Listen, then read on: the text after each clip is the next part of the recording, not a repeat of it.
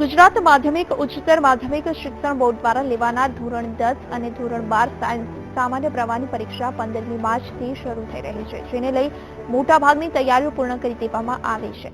માર્ચના અંત સુધીમાં ચાલનારી પરીક્ષા આશરે 17,59,60,000થી વધુ વિદ્યાર્થીઓ આપશે.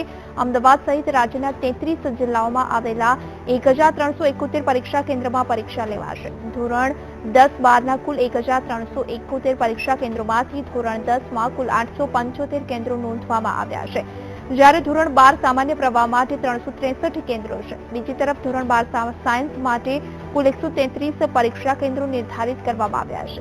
પરીક્ષા દરમિયાન ગેરરીતિના બનાવો બને તે માટે પરીક્ષા કેન્દ્રોની સીસીટીવી સજ્જ કરવામાં આવ્યા છે.